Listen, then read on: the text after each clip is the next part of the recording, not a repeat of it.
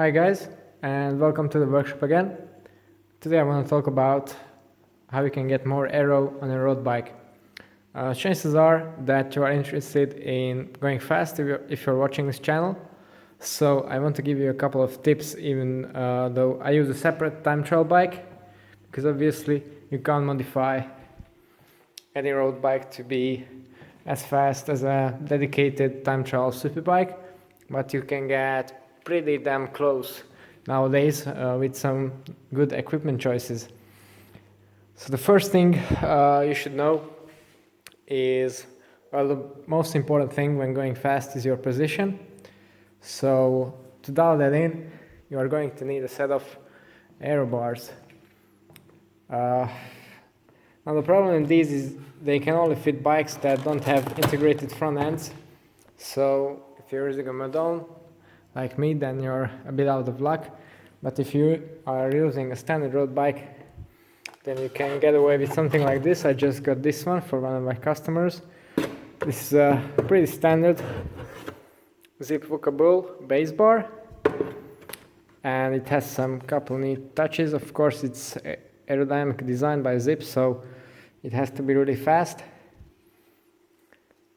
This one is also UCI legal, and what I find quite nice about it, it really fits the hand, or at least my hand shape, really well at the base bar, so definitely good grip for co-handling.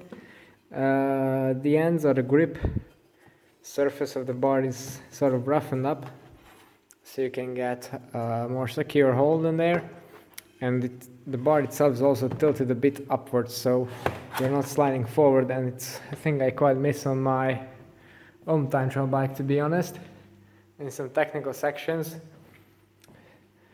Well, I have to use pretty rough grip tape to overcome this because on most standard time trial bikes the base bars just go straight on horizontally. So and another thing you are going to need, of course, is a set of clip-on aero bars. Now Zip have quite recently released these clip-on aero bars. I also got them. This is going to come in the same build. This is the aluminum version. You don't really need to go for any expensive carbon options, in my opinion, because well, weight doesn't really matter in time trialing unless the course is really hilly. But even then, aero is much more important. So if you can't justify buying a separate bike for time trialing, then you're probably better off with some aluminum options like this one. This one has also a ton of adjustability, as you can see here. Loads of mounting options. You can basically fit any type of rider on this. One small downside is that you have to get the spacers separately, so these are riser spacers. I think they really should have been included with the bar itself. The pads themselves are also quite important. These are nice and deep, so make sure you get something like this.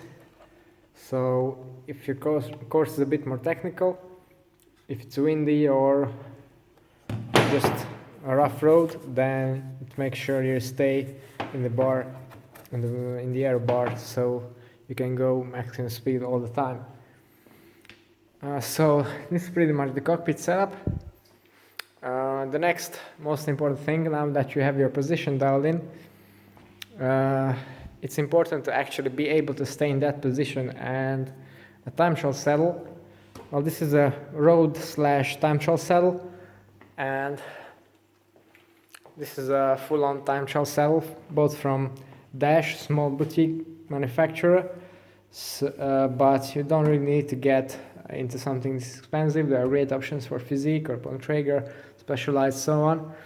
The main thing is that time trial saddle is usually well, with the shorter design, with the basically a cut-off nose, and usually split as well, so it really makes you able to rotate your hips forward and really get low into that aero position without well, torturing your nether regions. But even if you get your feet dialed perfectly, or well, you're in the ballpark with your saddle and your aero bars, you are still going to need to spend a large amount of time at first to really get accustomed to this new pedaling position. So definitely keep that in mind if you have an event coming up. And then, well, if you use your road bike for racing, then you probably already have some mid-depth wheels. Well, I just say stick to them because you can use these in basically any conditions. And boosting them with the rear disc like I have here. This is not actually mine, this is also for one of my customers, for a different one. If you pair quite a shallow, say 40, 50, 60 mil wheel with the disc, then I think you're much better off than with buying, let's say, an 808 or an MV7.8 or some really deep wheel set, because that's going to be a bit slower than a disc and mid-depth front, and the handling is not going to be so good. The price is going to be more expensive than a single disc, and also the range of usability is quite a bit lower. So yeah, I think you should also stick to clincher tires, because nowadays, let me just get this out of the box. Yeah, this is a Zip Super 9 clincher disc.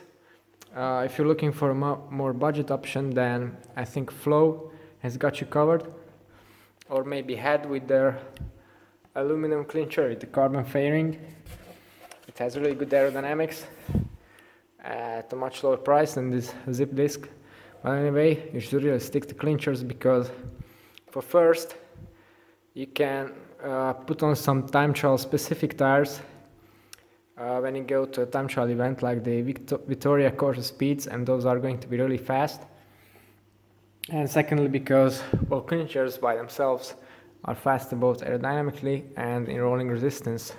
Plus, they're much easier to live with, and again, weight doesn't really matter in time trialing. So a couple of little tips in there. Well, if you're interested in some more marginal gains, then you should check out my other videos about how to make your actual wheels go faster by some little modifications. You can see one right here. This wheel is now perfectly balanced, so there's no vibration generated by its spinning. There are no heavy spots. Interestingly, the heavy spot on this disc actually came opposite the valve hole, so I had to put on a little weight into the valve opening to make it balanced. Not too much, I think it's 5 grams over there. Most of the time, deep section wheels come up with a heavy spot where the valve is, because you've got a long valve. On a disc it's not really the case, because it's just a 30 something millimeter valve, also Zip tangente tube aluminum valve, so really light, and the disc is quite homogeneous. So yeah, just interesting little detail in there. Okay, so if you'd like to see more about these small modifications to make your bike faster, or just maybe look at some other high-end cycling related stuff, maybe boxing your chain, some tips on there, or ceramic bearings, then don't forget to check out my channel and subscribe. That's all for today. Thanks for watching, and see you next time.